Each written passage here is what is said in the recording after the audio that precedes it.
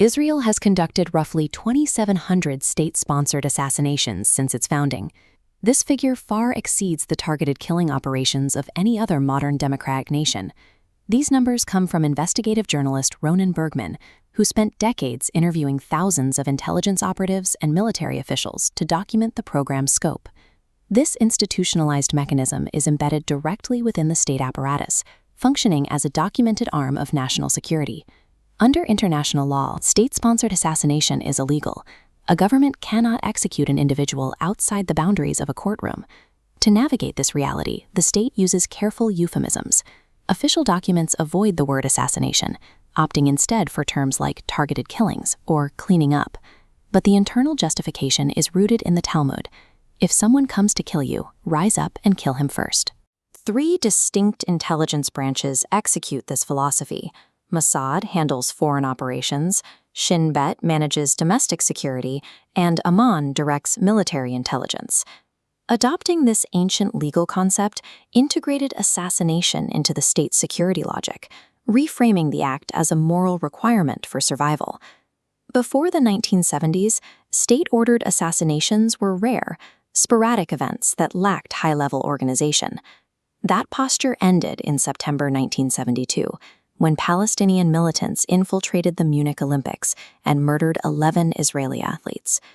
Prime Minister Golda Meir responded by removing restraints on her intelligence agencies.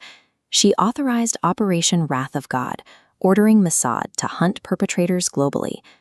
The operation successfully eliminated many targets, but it triggered a decades-long cycle of retaliation with the Palestinian Liberation Organization and its leader, Yasser Arafat. The pursuit of those responsible for Munich normalized assassination as a permanent tool of foreign policy. These operations require a rigid bureaucratic pipeline. Field agents gather intelligence, analysts determine target value, and agency chiefs review the dossier. If approved, the request reaches the Prime Minister, who personally signs the red page, authorizing a lethal strike. This process is utilized across the political spectrum. Even PM Ehud Olmert, widely viewed as a moderate, admitted to personally signing hundreds of these orders. By wrapping a kill order in layers of administrative approvals, the bureaucracy insulates its leaders from the direct moral weight of the violence. By the 21st century, the nature of these operations shifted from surgical overseas hits to high-volume operations inside the region. The threat environment had intensified. Organizations like Hamas and Hezbollah were executing relentless suicide bombings inside Israeli cities. Facing this crisis, PM Ariel Sharon issued a directive to the head of the Shin Bet: do it. Kill them all. This is a military drone, the specific technology used by the Shin Bet to replace physical hit teams with remote airstrikes. The pace of operations accelerated. Instead of one operation every few months, the state began executing multiple targets a day. In 2003 alone, 135 individuals were killed.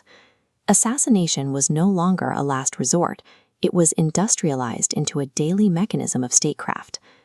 The strategy produced specific tactical advantages.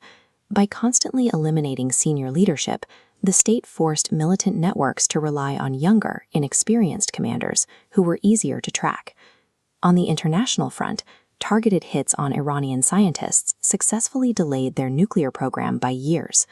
From a purely tactical standpoint, the rise and kill first doctrine achieved its immediate goals of disrupting enemy networks and neutralizing technical threats. Executing thousands of people outside the boundaries of a courtroom forces a reckoning about the internal health of a democracy.